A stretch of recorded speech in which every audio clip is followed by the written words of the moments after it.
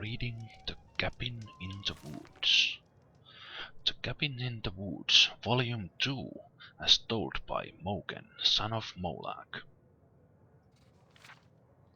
Late one night a few seasons ago, a soldier was returning home after several bloody battles. He decided he would save some gold and decided to cross the pine forest on foot. The first day of his journey was rather uneventful. The soldier stuck to the main path and kept a brisk pace. When it started getting dark, he set up his bedroll, built a small fire, and cooked up some rabbit he had caught. A fine day indeed, he thought to himself as he fell asleep. Partway through the evening the soldier was woken up by soft sobbing in the distance. He grabbed his sword, assuming it to be a bandit trick, but pretended to sleep so he could get the jump on them.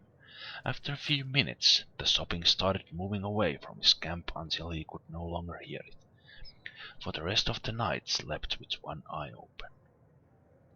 Day 2, the soldier awoke from that rotten sleep he could catch and started off through the forest at a quicker pace, intending to put distance between himself and whatever he had heard last night.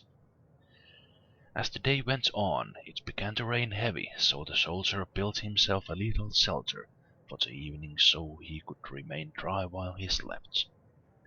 It took him a little longer to fall asleep with thoughts of the previous night fresh in his mind, but he eventually slept.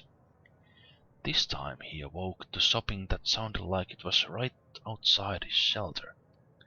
The soldier grabbed his sword and crawled out of the shelter. In front of the fire he saw the back of a ghostly woman sobbing into her hands.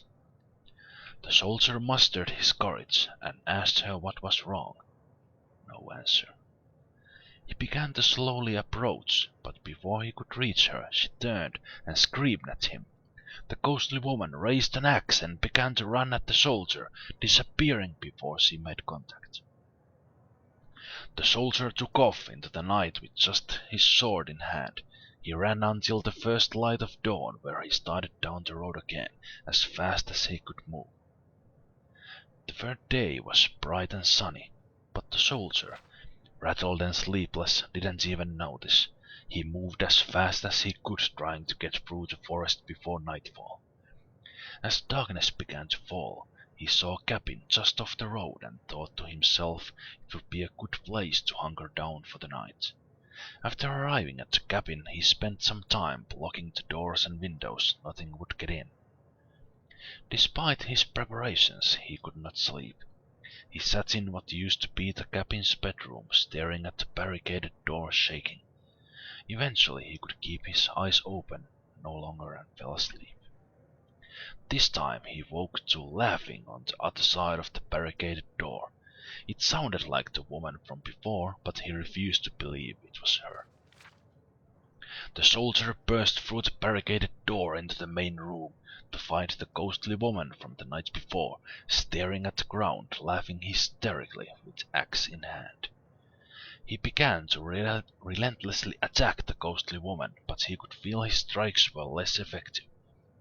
He used a scroll of firebolt which drew a scream from her, and she exploded, disappearing. The ordeal was over, the ghost was gone.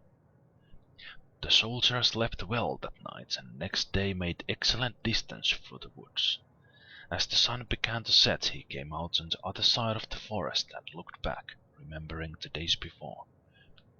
As he turned and started walking away from the woods, he could swear he heard the sobbing again.